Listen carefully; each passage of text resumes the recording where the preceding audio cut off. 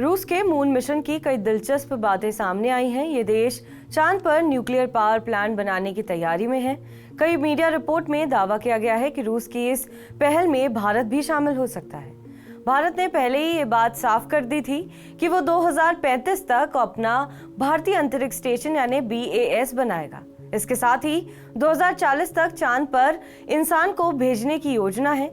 ऐसे में रूस का मिशन काफी मददगार साबित हो सकता है।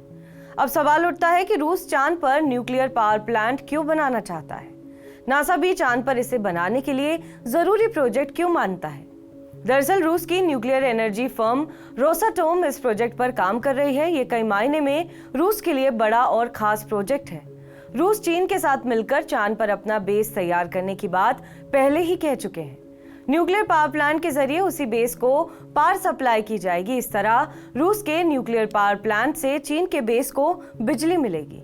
चांद पर सोलर एनर्जी की निर्भरता घटेगी। शुरुआती दौर में प्रोजेक्ट की डिटेल सामने आई हैं। वो बताती हैं कि अभी छोटे स्तर पर तैयार किया जाएगा। इसे आधा मेगावाट ही ऊर्जा तैयार की जाएगी। रूसी एजेंसी को दिए बयान में रोसाटोम के हेड एलेक्सी का कहना है कि भारत को रूस की इस पहल का हिस्सा बनने में दिलचस्पी है।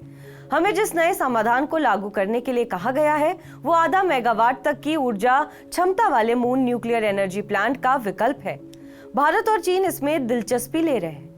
रूस ने 2036 तक चांद पर पावर प्लांट तैयार करने का लक्ष्य रखा है। खास बात यह है कि इसे इंसान नहीं बनाएंगे, सब कुछ ऑटोमेटिक मोड में होगा। इसे रोबोटिक मोड में तैयार किया जा सकता है। रूस और चीन ने 2021 में ही इस बात की घोषणा कर दी थी कि वो मिलकर चांद पर बेस तैयार करेंगे। इस बेस को इंटरनेशनल लूनर रिसर्च स्टेशन के नाम से जाना जाएगा। ये 2035 से 2045 के बीच काम करने लगेगा।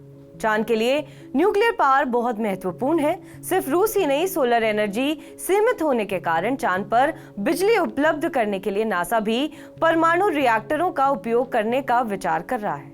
नासा का कहना है कि चांद पर सोलर पावर की अपनी सीमाएं हैं। न्यूक्लियर रिएक्टर यहाँ के उन हिस्सों के लिए मददगार साबित होंगे जब यहाँ रात होती है।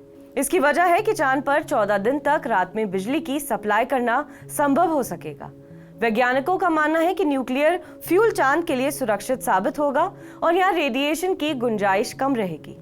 न्यूक्लियर रिएक्टर को इस तरह डिजाइन किया जा सकता है कि किसी भी तरह की समस्या होने पर ये अपने आप बंद हो जाएंगे। चीन और भारत दोनों ही देश अपने मून मिशन को रफ्तार दे रहे हैं। ऐसे में रूस का न्यूक्लियर पावर प्लांट अहम रोल निभा सकता है। बहरहाल इस खबर पर आपका क्या कुछ कहना है, हमें कमेंट करके जरूर बताएं। बाकी देश विदेश की तमाम बड़ी खबरों के लिए आप देखते रहें TV9 डिजिटल।